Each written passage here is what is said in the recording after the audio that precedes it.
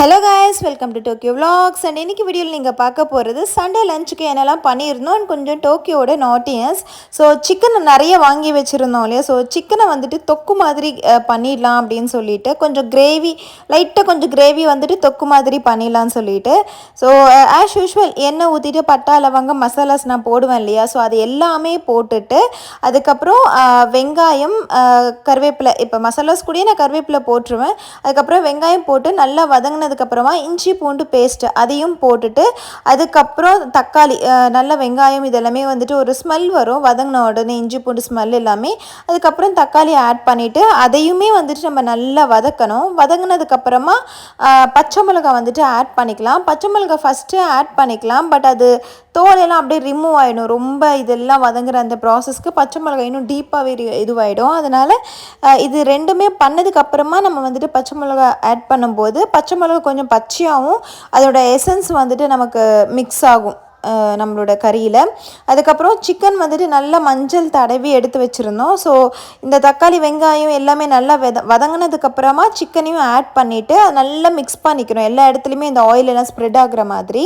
அதுக்கப்புறம் தேவையான அளவுக்கு காரம். இந்த மாதிரி தொக்கெல்லாம் பண்ணும்போது கொஞ்சம் நல்லா ஸ்பைஸியாக சாப்பிட்டா தான் நமக்கு வந்துட்டு ஒரு சாட்டிஸ்ஃபேக்ஷனே கிடைக்கும், ஒரு டேஸ்ட் சாட்டிஸ்ஃபேக்ஷன் கிடைக்கும்.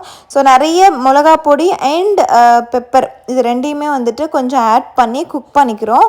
பெப்பர் நம்ம கடைசியாக கூட ஆட் பண்ணிக்கலாம், இப்பயே ஆட் பண்ணுன்ற அவசியம் கிடையாது. இது நானும் ஆண்டியும் சேர்ந்து ரெண்டு பேருமே மிக்சடாக இந்த சிக்கன் வந்துட்டு குக் பண்ணிகிட்டு இருந்தோம். அதனால் இப்படி மிக்சிங்காக போயிட்டுருக்கு. அதுக்கப்புறமா தண்ணி வந்துட்டு சிக்கனில் ஊற்றாதீங்க. புதுசாக நீங்கள் சிக்கன்லாம் குழம்பு வைக்கிறீங்க புதுசாக அப்படின்னா தண்ணி வந்துட்டு ஊற்றாமலே சிக்கனை வந்துட்டு கொதிக்க வைங்க. தேவையான அளவுக்கு அதுக்கப்புறமா சேர்த்துக்கிட்டா போதும், ஏன்னா சிக்கன்லேருந்து தண்ணி வந்துடும். ஸோ குழம்பு ரெடி ஆகிடுச்சு. கடைசியாக வந்துட்டு சீரகமும் தனியாவும் வறுத்த பவுடர், அதுக்கப்புறமா கொஞ்சமாக பெப்பர் ஆட் பண்ணிவிட்டு கேஸ் ஆஃப் பண்ணிட்டா போதும். அந்த சட்டின்றதுனால அந்த ஹீட்டுக்கே வந்துட்டு நல்லா குக் ஆகிடும். அதுக்கப்புறமா ஜீரா ரைஸ் பண்ணியிருந்தேன். ஸோ ஜீரா ரைஸ், அதுக்கப்புறம் தயிர் பச்சடி, இந்த சிக்கன் தொக்கு மாதிரி ஒரு கிரேவின்னு வச்சுக்கோங்களேன். இது வந்துட்டு சாப்பிடும்போது மூணுமே காம்பினேஷன் செம்மையாக இருந்துச்சு. உங்கள் வீட்டுக்கு விருந்தாளி வந்தால் டக்குன்னு இதை ரெடி பண்ணி கொடுத்துருங்க. ஜீரா ரைஸ் வந்துட்டு ரொம்ப ஈஸி, பட் ரொம்ப ஸ்பெஷலாக இருக்கும். லைக் ஹோட்டல் ஃபுட் வாங்கி கொடுத்த மாதிரி ஒரு சாட்டிஸ்ஃபேக்ஷன் இருக்கும். அதாவது டேஸ்டி சொல்கிறேன். அதுக்கப்புறமா வந்துட்டு சிக்கன் கிரேவி, அதுவுமே வந்துட்டு ஜீரா ரைஸ்க்கு நல்ல காம்பினேஷன் கொடுக்கும். அதுக்கப்புறமா நம்மளோட தயிர் பச்சடி அதை கொஞ்சம் ஹைலைட் பண்ணி கொடுக்கும். ஸோ எல்லாருமே வந்துட்டு சாப்பிட்டுட்டு இருக்காங்க டிவி பார்த்துக்கிட்டு ஹாப்பியாக. வீட்டில் நிறைய ஆளுங்க இருக்காங்க அப்படின்னா அதனோட ஹாப்பினஸ்ஸே வந்துட்டு எல்லாரும் ஒன்றா உட்காந்துக்கிட்டு இந்த மாதிரி சாப்பிட்றது. இது பார்க்கும்போது சின்ன வயசில் நாங்களும் எங்களோட மாமா ஃபேமிலி ஒன்றா உட்காந்துட்டு இப்படி தான் சந்தோஷமாக சாப்பிடுவோம். அது அப்படியே ஞாபகம் வந்துடுச்சு.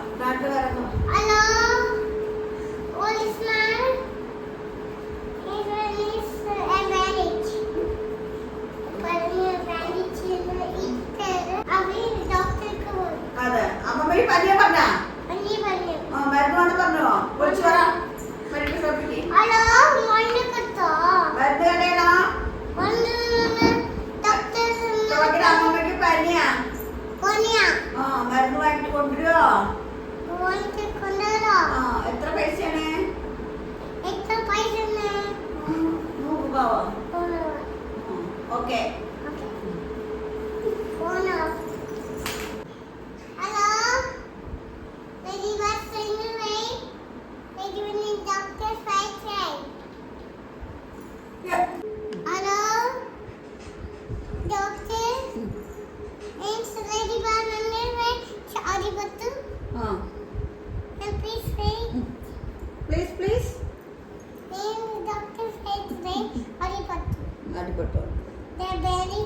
Bandage. എന്തൊക്കെ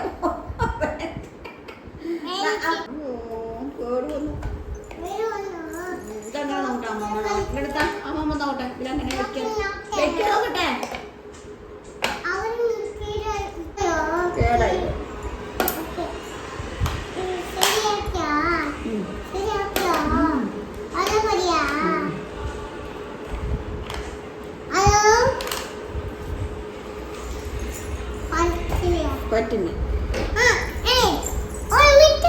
ഒരു മിനിറ്റാ കാക്ക കൊമ്പ് കൊണ്ട് എവിടേക്കോ കൊണ്ടുപോകും കൊമ്പ് കൊമ്പ് കൊമ്പ്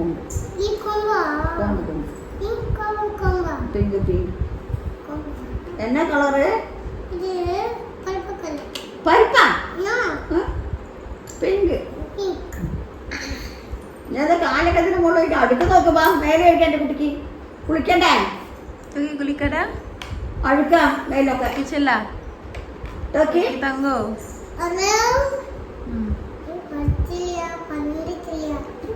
Hi baby, what are you doing? Eating. Eating. Eating idli. പിന്നെ വേറെന്തൊക്കെ കഴിക്കണ്ടേ? What happened? What happened? ഏയ് ഇട്ടിട്ടില്ല വെറുതെ പറയണ്ട. എന്തായി? What happened? And tomorrow I'm going to show you earrings collections. என்கிட்ட என்னெல்லாம் இயரிங்ஸ் இருக்குன்னு எங்கே பர்ச்சேஸ் பண்ண அப்படின்றத டீட்டெயில்டாக போடுறேன். நிக்கி ஆஃபீஸ்க்கு கிளம்பிட்டாரு. நாங்கள் எல்லோரும் பிரேக்ஃபாஸ்ட் சாப்பிட ஆரம்பிச்சிட்டோம். டோக்கி பார்த்தீங்களா செல்ஃபாகவே வந்துட்டு இட்லி சாப்பிட்டுட்டு இருக்கா.